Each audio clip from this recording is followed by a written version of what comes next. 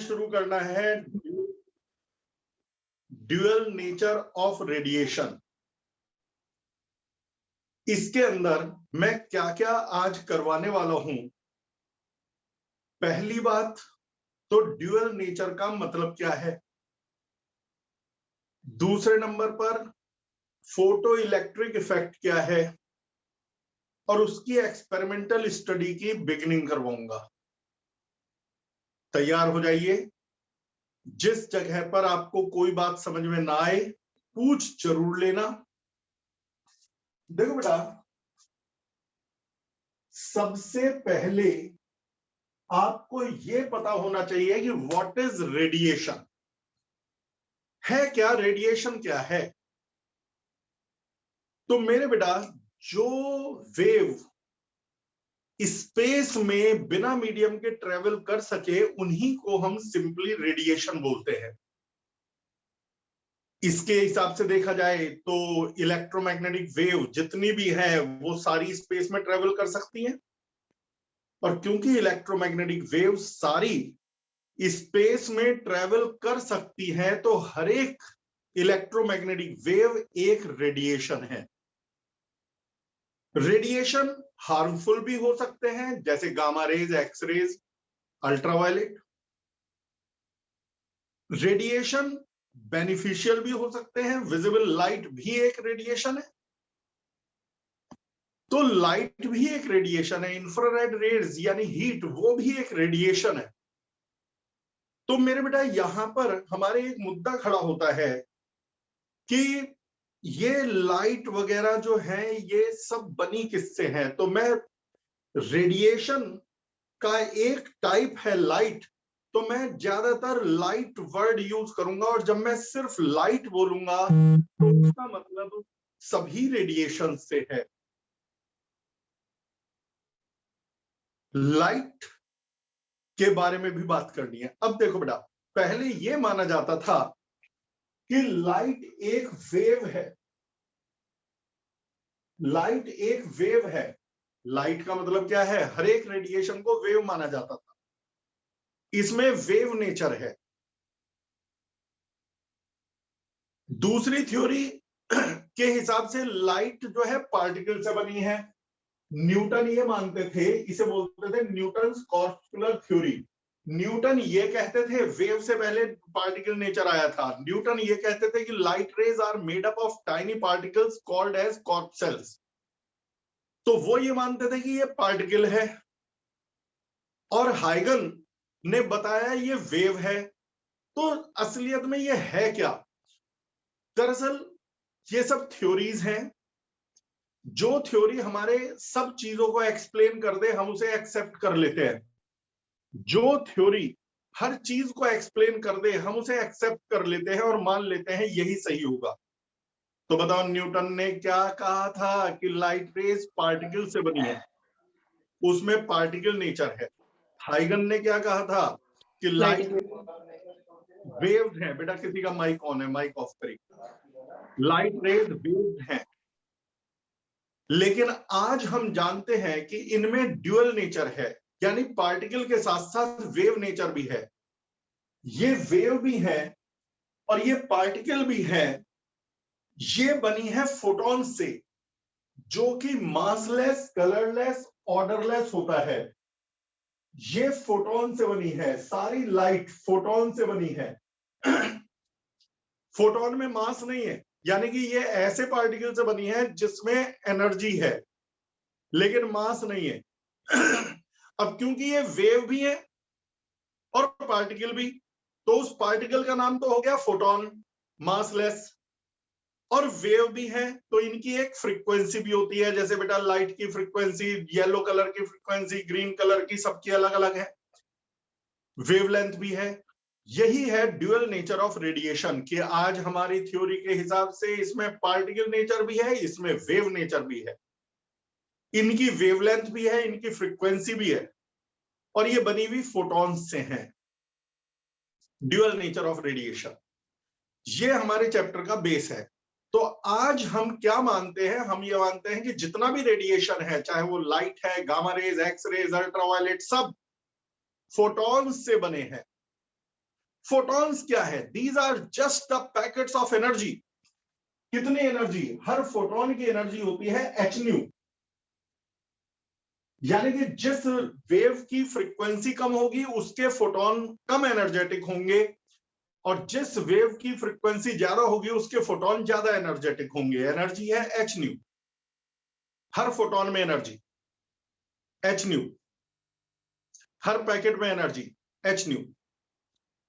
अब बात आती है, पहले हम कहते थे कि यदि लाइट की इंटेंसिटी बढ़ानी हो तो एम्पलीट्यूड बढ़ा दो। आप लोगों ने इस तरह के न्यूमेरिकल्स भी करे हैं ऑप्टिक्स वगैरह में, I proportional to A square. लेकिन नई थ्योरी के हिसाब से इंटेंसिटी या कह लो brightness does not depend upon amplitude, but it depends upon number of photons passing per second. यदि एक लाइट में एक सेकेंड में कम फोटॉन पास हो रहे हैं तो वो लो इंटेंसिटी है, और एक सेकेंड में ज्यादा फोटॉन्स निकल गए तो वो ज्यादा इंटेंसिटी है, ज्यादा ब्राइटनेस है। तो intensity number of photons per depend करती है, हर सेकंड कितने फोटॉन जा रहे हैं। जैसे ये बोर्ड ज्यादा चमकेगा यदि हर सेकंड ज्यादा फोटॉन आएंगे, और ये कम चमकेगा, कम ग्लो करेगा, कम इंटेंस होगा यदि हर सेकंड कम फोटॉन्स आएंगे। मुझे बल्ब ज्यादा ब्राइट दिखेगा यदि हर सेकंड ज्यादा फोटॉन्स इमिट होंगे। मुझे बल्ब लेस ब्राइट दिखेगा यदि हर सेकंड कम फोटॉन्स इमिट होंगे। यानी कि जो ब्राइटनेस है, इंटेंसिटी है, वो number of photons per second पर डिपेंड करती है, और हर फोटॉन की एनर्जी फ्रीक्वेंसी पर डिपेंड करती है, यानी फोटॉन की एनर्जी फ्रीक्वेंसी डिपेंडेंट है। यदि मेरे से कोई कहे कि ज्यादा एनर्जी वाले कम फोटॉन जा रहे हैं और कम एनर्जी वाले ज्यादा फोटॉन्स जा रहे हैं, कौन सा सोर्स ब्राइट होगा, कहां ज्यादा ब्राइटनेस दिखेगी? तो बेटा फिर फोटॉन जब मैं बड़ा बनाऊं तो समझ लेना ज्यादा एनर्जी वाला फोटॉन है, कुछ तो दिखाना ही है जिससे पहचान जाओ। मैंने ये बड़े फोटॉन बनाए हैं लेकिन कम। अब क्योंकि हर सेकंड कम फोटॉन जा रहे हैं तो ये लेस ब्राइटनेस वाला सोर्स है, कम ब्राइटनेस की लाइट है। यहां हर सेकंड भले ही कम एनर्जी वाले फोटोन है लेकिन गिनती में ज्यादा है। अब क्योंकि गिनती में ज्यादा फोटोन है हर सेकंड, तो ब्राइटनेस इसकी ज्यादा होगी। तो ये बेटा सोर्स, हर फोटोन की एनर्जी ज्यादा है लेकिन ब्राइटनेस ऑफ द सोर्स कम है। कई बच्चे कहते हैं इसका एग्जाम्पल मान लो मैं ब्लू कलर का 5 वॉट का बल्ब ले लूं और एक रेड कलर का 200 वाट का बल्ब ले लूं, तो रेड कलर की फ्रीक्वेंसी कम होती है, तो इसलिए हर फोटोन की एनर्जी कम होगी। लेकिन क्योंकि रेड कलर आपने ज्यादा ब्राइटनेस में लिया है, ज्यादा पावर में लिया है, तो हर सेकंड ज्यादा फोटोन निकलेंगे। तो ये नीचे वाली फिगर का एग्जाम्पल है कि रेड कलर का ज्यादा पावर वाला बल्ब जिसमें हर फोटोन की एनर्जी तो कम है लेकिन टोटल ओवरऑल देखा जाए तो ज्यादा फोटोन हर सेकंड निकल रहे हैं। और ये वाला जो है इसका एग्जाम्पल ब्लू कलर का 10 वाट का या 5 वाट का बल्ब। ब्लू की फ्रीक्वेंसी रेड से ज्यादा है तो हर फोटोन की एनर्जी ज्यादा है, लेकिन हर सेकंड कम फोटोन निकल रहे हैं इसलिए ब्राइटनेस कम है। तो पहले बताओ फोटोन से रिलेटेड थ्योरी समझ में आ गई? Yes sir. इंटेंसिटी किस पर डिपेंड करती है? नंबर ऑफ फोटॉन्स पर या फ्रीक्वेंसी पर? Number of photons, number of photon passing per second. और एनर्जी ऑफ फोटोन किस पर डिपेंड करती है? फ्रीक्वेंसी। अच्छा, यदि फोटोन की फ्रीक्वेंसी ज्यादा है, एनर्जी ज्यादा है, तो क्या वो गारंटेड ज्यादा ब्राइट होगा? नहीं सर। ठीक, फोटोन की एनर्जी है एच न्यू। अब आता है point number 4, photo sensitive surface. तुम्हें देखो बेटा मालूम है कि किसी भी एटम में से इलेक्ट्रॉन को बाहर निकालने के लिए कुछ एनर्जी खर्च करनी पड़ती है। केमिस्ट्री में आयनाइजेशन एनर्जी बोलते हैं आप लोग। कुछ एनर्जी खर्च करनी पड़ती है, वो एनर्जी कहीं से भी मिल जाए, तो वो एनर्जी फोटोन से भी मिल सकती है। यदि फोटोन को ये इलेक्ट्रॉन कैप्चर कर ले तो फोटोन की एनर्जी इलेक्ट्रॉन को मिल जाएगी और ये बाहर आ सकता है। और यदि ये बाहर आएगा, फोटोन को कैप्चर करके बाहर आएगा, तो इसका नाम हो जाता है फोटो इलेक्ट्रॉन। आपसे कोई बोले फोटो इलेक्ट्रॉन किसे कहते हैं? वो इलेक्ट्रॉन जो फोटोन को कैप्चर करके बाहर आया। लेकिन इसमें फोटोन में इतनी एनर्जी होनी चाहिए जो इलेक्ट्रॉन को बाहर निकलने के लिए चाहिए, कम से कम उतनी तो हो। यदि लेस एनर्जेटिक फोटोन आ गया और इलेक्ट्रॉन को बाहर निकलने के लिए ज्यादा एनर्जी चाहिए, तो वो नहीं निकलेगा। ऐसा भी नहीं है कि फोटोन आते ही इलेक्ट्रॉन जरूर निकलेगा। ज्यादा एनर्जी वाली फोटोन मिल गई तो वो निकल भी जाएगा, नहीं तो नहीं। तो जिस सरफेस में लाइट के पड़ने पर इलेक्ट्रॉन निकल जाए उसे कहते हैं फोटो सेंसिटिव सरफेस। यदि मैं बोलूं फोटो सेंसिटिव सरफेस, इसका मतलब जब इस पे लाइट पड़ेगी तो इलेक्ट्रॉन निकलेगा, निकलेंगे। एटम पे लाइट पड़ेगी, इलेक्ट्रॉन निकल जाएगा। इनके इलेक्ट्रॉन को उतनी एनर्जी चाहिए बाहर आने के लिए जितनी फोटोन पे है। तो ऐसे सरफेस कहलाते हैं फोटो सेंसिटिव सरफेस। अच्छा, कुछ सरफेस ऐसे होते हैं, कुछ एटम ऐसे होते हैं जिनमें इलेक्ट्रॉन टाइटली बाउंड है। तुम लाइट डाल रहे हो, इलेक्ट्रॉन आ ही नहीं रहा। इलेक्ट्रॉन को बाहर आने के लिए ज्यादा एनर्जी चाहिए, वो एनर्जी फोटोन पे है ही नहीं, तो वो फोटो सेंसिटिव सरफेस नहीं है। फोटो सेंसिटिव सरफेस में लूजली बाउंड इलेक्ट्रॉन्स होते हैं। जरा सी लाइट आई, फड़क से इलेक्ट्रॉन बाहर। इलेक्ट्रॉन को बाहर निकालने के लिए जिस एनर्जी की जरूरत है, मिनिमम जितनी एनर्जी चाहिए, उसे कहते हैं वर्क फंक्शन या थ्रेशोल्ड एनर्जी। यदि मैं कहूं वर्क फंक्शन 2 इलेक्ट्रॉन वोल्ट है, मान लो मैं कहता हूं वर्क फंक्शन 2 इलेक्ट्रॉन वोल्ट है, इसका मतलब इलेक्ट्रॉन को बाहर निकालने के लिए फोटोन पर कम से कम 2 इलेक्ट्रॉन वोल्ट एनर्जी या उससे ज्यादा होनी चाहिए। यदि 2 इलेक्ट्रॉन वोल्ट से यानी कि वर्क फंक्शन से कम एनर्जी का फोटोन आ गया तो इलेक्ट्रॉन को नहीं निकाल पाएगा। तो वर्क फंक्शन या थ्रेशोल्ड एनर्जी, दोनों का मतलब एक ही है। Minimum energy required to take the electron out of the photosensitive surface. Photosensitive surface से इलेक्ट्रॉन को निकालने के लिए कम से कम जितनी एनर्जी देनी पड़ेगी, जितना वर्क करना पड़ेगा, वो ही है वर्क फंक्शन या थ्रेशोल्ड एनर्जी। एक तरह से ये समझ लो कि इतनी एनर्जी तो खर्च होगी इलेक्ट्रॉन को निकालने में। अच्छा, जब इलेक्ट्रॉन बाहर आएगा तो उसकी काइनेटिक एनर्जी क्या होगी?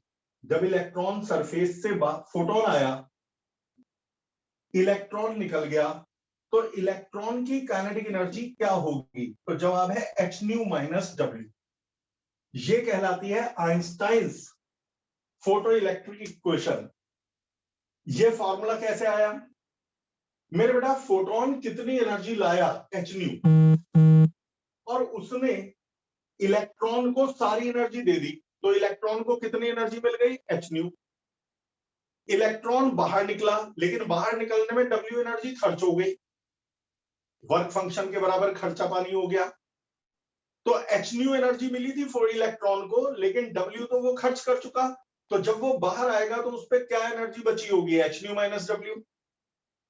जो एनर्जी इस पर बची होगी वो काइनेटिक एनर्जी के रूप में होगी। तो काइनेटिक एनर्जी का फॉर्मूला है h-nu - w।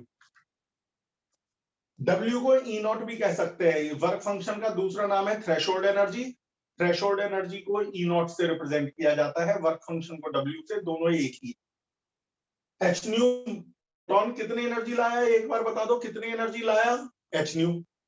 इलेक्ट्रॉन को निकालने में खर्च कितनी हो गई? W। तो फिर बची कितनी? h-nu - w। h-nu - w। तो जब इलेक्ट्रॉन एटम से बाहर निकला तो उस पर एनर्जी रहती है h-nu - w, और ये काइनेटिक एनर्जी के रूप में बचती है, यानी इलेक्ट्रॉन की काइनेटिक एनर्जी है h-nu - w। अब मैंने काइनेटिक एनर्जी के नीचे m क्यों लिखा है? क्योंकि ये मैक्सिमम काइनेटिक एनर्जी होती है। कई बच्चे कहेंगे मैक्सिमम क्यों? एक बात होता है, एक सरफेस है, उसके अंदर बहुत सारे एटम्स हैं, बहुत सारे एटम्स हैं, उसमें फोटॉन्स घुस गए, कोई फोटॉन यहां घुस गया, कोई यहां घुस गया, कोई यहां घुस गया, हर एटम में से इलेक्ट्रॉन निकला, कितनी एनर्जी का, एच न्यू माइनस डब्ल्यू। तो जो एटम सरफेस पर था उसमें से इलेक्ट्रॉन निकला, कितनी एनर्जी का, कितनी काइनेटिक एनर्जी का, एच न्यू माइनस डब्ल्यू।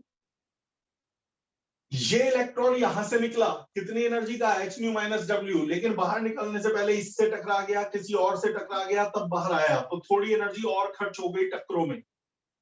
तो बाहर आकर के क्या उसकी energy H nu minus W है? नहीं, उससे कम, क्योंकि बीच में ये कोलिजन कर चुका, गहराई से निकला है, गहराई से निकला है। तो जो बिल्कुल सरफेस से इलेक्ट्रॉन निकला उसकी एनर्जी, काइनेटिक एनर्जी तो एच न्यू माइनस डब्ल्यू। जो थोड़ा अंदर से निकला वो बीच में टक्करे मार आया, कोलिजन करे आया, तो बाहर आकर के energy H nu minus W से कुछ कम हो गई। और जो इलेक्ट्रॉन और अंदर गहराई से निकला उसकी तो इतनी सारी कोलिजन हो गए कि बाहर आकर के बहुत ही कम एनर्जी रह गई एच न्यू माइनस डब्ल्यू से। और कई इलेक्ट्रॉन तो इतना गहराई से निकल के आते हैं कि बाहर आने से पहले इतनी सारी टक्करें हो गई कि बाहर आके रेस्ट पर रहते हैं। यानी कि एच न्यू माइनस डब्ल्यू हर फोटो इलेक्ट्रॉन की एनर्जी नहीं है, हर एक फोटो इलेक्ट्रॉन की एनर्जी नहीं है। जो सरफेस से निकला बिल्कुल ही सरफेस से, उसकी तो एच न्यू माइनस डब्ल्यू है। और जो गहराई से निकले जब वो सरफेस से बाहर आते हैं टकराते टकराते, तो उनकी एनर्जी कुछ कम और कम और कम हो जाती है। और कई इलेक्ट्रॉन तो अंदर से बाहर आते समय सारी एनर्जी खो देते हैं और जब बाहर आते हैं तो रुक जाते हैं कि हम पे नहीं है एनर्जी, हम पे नहीं है, जीरो काइनेटिक एनर्जी। यानी जीरो से एच न्यू माइनस डब्ल्यू तक कुछ भी एनर्जी हो सकती है बाहर निकलने वाले इलेक्ट्रॉन की, लेकिन मैक्सिमम तो एच न्यू माइनस डब्ल्यू होगी। समझ में आ गया? Yes sir. H nu minus W maximum kinetic energy, तभी हम इसे मैक्सिमम काइनेटिक एनर्जी बोलते हैं। तो ये एच न्यू माइनस डब्ल्यू भी आपने समझ लिया, फोटो सेंसिटिव सरफेस समझ लिया, फोटोन थ्योरी समझ ली। अब फोटो इलेक्ट्रिक इफेक्ट। आज फोटो इलेक्ट्रिक इफेक्ट की एक्सपेरिमेंटल स्टडी पूरी तो नहीं हो पाएगी, जितनी हो जाएगी उतनी करते हैं।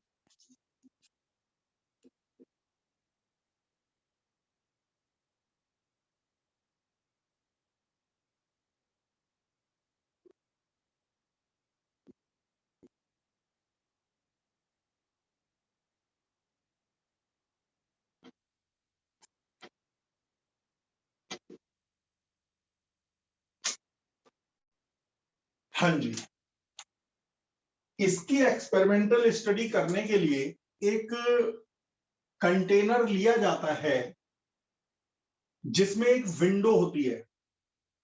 विंडो के सामने फोटो सेंसिटिव सरफेस रख दिया, इधर एक प्लेट लगा दी। प्लेट को हम कोई सा भी पोटेंशियल दे सकते हैं, पॉजिटिव पोटेंशियल, नेगेटिव पोटेंशियल, कैसा भी। यहां से लाइट आती है।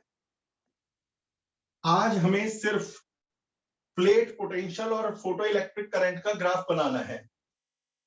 तो अब सुनिए, जब यहां पर मैं ग्राफ बनाऊंगा प्लेट पोटेंशियल और फोटो इलेक्ट्रिक करंट,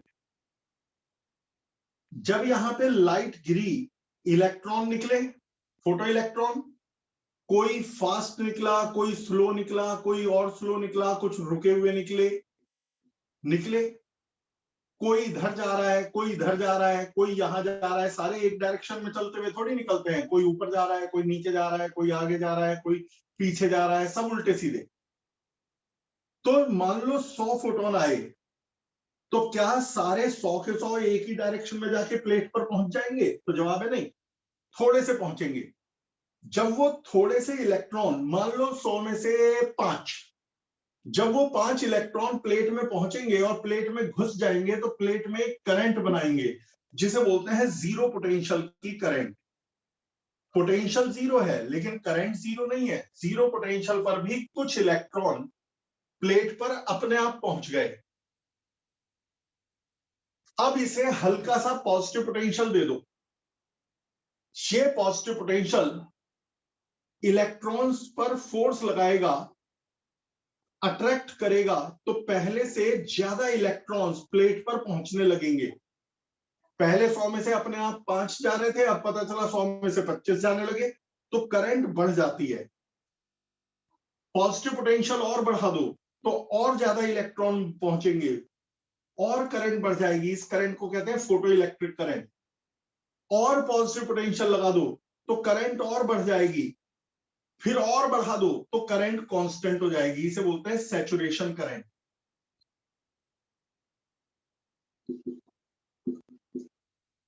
अब कांस्टेंट क्यों हो गई? मान लो हर सेकंड 100 फोटोन आ रहे थे, जब आपने पोटेंशियल नहीं लगाया था तो 5 पहुंच रहे थे। डिजिट फेक है, समझाने के लिए कुछ तो बोलना है तो वो मैं बोल रहा हूं। 100 में से 5 पहुंच रहे थे, थोड़ा सा पॉजिटिव पोटेंशियल लगाया, 100 फोटोन आए, 100 इलेक्ट्रॉन निकले, 20 पहुंचने लगे। और पॉजिटिव पोटेंशियल लगाया, 100 फोटोन आए, 100 इलेक्ट्रॉन निकले और मान लो 70 पहुंचने लगे।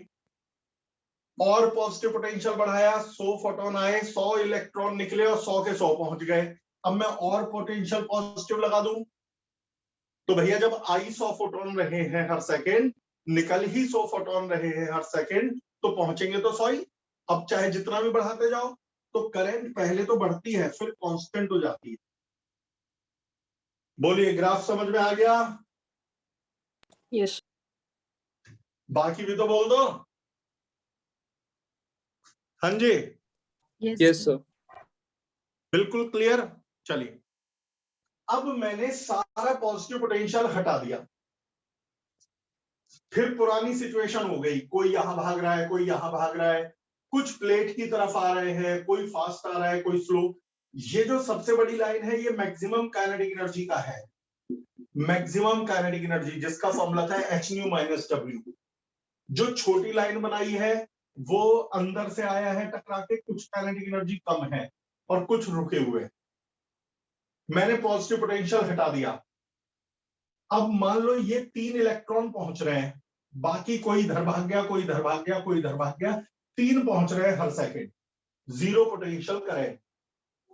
अब मैंने निगेटिव पोटेंशियल लगा दिया, तो अब आप बताओ आपका दिमाग क्या कहता है? जो 3 पहुंच रहे थे अब वो 3 भी नहीं पहुंच पाएंगे क्योंकि ये निगेटिव पोटेंशियल इन्हें रिपेल करेगा। बताओ 3 पहुंचेंगे या मोर देन 3 या लेस देन 3 हर सेकंड? Listen. जो डिजिट्स है वो फेक है, समझाने के लिए प्रयोग किया गया है। अब 3 से कम पहुंचेंगे, जो ज्यादा स्लो थे वो तो रुक ही गए, जो फास्टेस्ट था पता चला वो पहुंच गए, लेकिन पहले से कम हो गए, तो करंट कम हो गई। देख, पोटेंशियल नेगेटिव साइड में चला गया और करंट डाउन आ गई। और नेगेटिव पोटेंशियल लगाया तो अब एक भी नहीं पहुंचा और करंट 0 हो गई। इसी को बोलते हैं स्टॉपिंग पोटेंशियल। स्टॉपिंग पोटेंशियल वो नेगेटिव पोटेंशियल है जो आने वाले, अपने आप आने वाले इलेक्ट्रॉन्स को भी सबको रोक दे और करंट 0 हो जाए। Minimum negative potential which can make the photoelectric current 0 is stopping potential। मान लो ये स्टॉपिंग पोटेंशियल -2 वोल्ट है, तो -2 वोल्ट लगाते ही सारी करंट 0 हो गई। अब एक भी नहीं पहुंच रहा, तो -3 वोल्ट लगाऊंगा तब भी एक भी नहीं पहुंचेगा, -4 लगाऊंगा तब भी नहीं पहुंचेगा। Yes.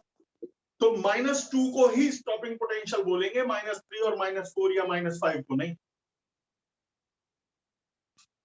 तो ये आपने समझा स्टॉपिंग पोटेंशियल। स्टॉपिंग पोटेंशियल पर क्या होता है, जब आप स्टॉपिंग पोटेंशियल लगा देते हो तो जो फास्टेस्ट इलेक्ट्रॉन था मैक्सिमम काइनेटिक एनर्जी वाला वो भी रुक जाता है। यदि आपने मैक्सिमम काइनेटिक एनर्जी वाले को भी रोक दिया तो कम एनर्जी वाले तो रुक ही गए, तो वो स्टॉपिंग पोटेंशियल है। मैक्सिमम काइनेटिक एनर्जी वाले की एनर्जी 0 बना सके वही स्टॉपिंग पोटेंशियल है। लेकिन हम पढ़ते हैं work is equal to change in kinetic energy, यानी final kinetic energy minus initial kinetic energy. Initially maximum kinetic energy थी, फाइनली 0 हो गई। वर्क डन होता है QV, Q है इलेक्ट्रॉन का चार्ज और V है -V0 stopping potential, -V0 negative है। वर्क डन नेगेटिव क्यों आया? क्योंकि ये स्लो कर रहा है। तो 11th में पढ़ा होगा, जो काइनेटिक एनर्जी को बढ़ाए तो पॉजिटिव वर्क डन, जो काइनेटिक एनर्जी को कम करे वो नेगेटिव वर्क डन। तो -EV0 is equal to minus maximum kinetic energy, ये सब न्यूमेरिकल के फॉर्मूले हैं। तो मैक्सिमम काइनेटिक एनर्जी का फॉर्मूला क्या आ गया? तो जवाब है EV naught. Maximum kinetic energy का फॉर्मूला है ईवी नॉट, जहां वी नॉट है स्टॉपिंग पोटेंशियल। तो EV naught is equal to H nu minus W. ये वी नॉट का मैग्नीट्यूड रखना है अब यहां पर, माइनस तो पहले ही काट दिया। तो ये हमारा फॉर्मूला बन गया। अब एक लास्ट पॉइंट आज का रह गया है, थ्रेशोल्ड फ्रीक्वेंसी। थ्रेशोल्ड फ्रीक्वेंसी क्या होती है? तो जवाब है minimum frequency of the incident radiation which can take the electron out. यदि ज्यादा फ्रीक्वेंसी के फोटोन भेजते हो तो इलेक्ट्रॉन निकल जाते हैं, कम फ्रीक्वेंसी के भेजते हो तो इलेक्ट्रॉन निकल जाते हैं, और कम के भेजते हो नहीं निकलते। जिस मिनिमम फ्रीक्वेंसी वाले फोटोन से इलेक्ट्रॉन निकल जाए वो मिनिमम फ्रीक्वेंसी थ्रेशोल्ड फ्रीक्वेंसी है। तो एनर्जी क्या होती है बेटा? H new not, H new. यदि ये मिनिमम एनर्जी है तो थ्रेशोल्ड एनर्जी है, ये थ्रेशोल्ड फ्रीक्वेंसी है, यानी कि ये मिनिमम फ्रीक्वेंसी है, ये मिनिमम एनर्जी है। तो थ्रेशोल्ड एनर्जी और थ्रेशोल्ड फ्रीक्वेंसी का ये रिलेशन है। लेकिन थ्रेशोल्ड एनर्जी को तो वर्क फंक्शन भी कहते हैं। तो वर्क फंक्शन का फॉर्मूला है एच न्यू नॉट। तो यानी आप काइनेटिक एनर्जी मैक्सिमम का फॉर्मूला क्या कहते थे? तो जवाब है, आपने कहा था एच न्यू माइनस डब्ल्यू, और डब्ल्यू है एच न्यू नॉट। तो काइनेटिक एनर्जी मैक्सिमम का ये भी फॉर्मूला है, काइनेटिक एनर्जी मैक्सिमम का ये भी फॉर्मूला है। काइनेटिक एनर्जी मैक्सिमम को ईवी नॉट भी कह सकते हैं। ये सब न्यूमेरिकल में काम आएंगे सारे फॉर्मूले। तो फिलहाल बेस मैंने क्लियर कर दिया, बाकी पढ़ाई कल होगी, अपने टाइम से आ जाइएगा। Bye bye. Thank you. Okay.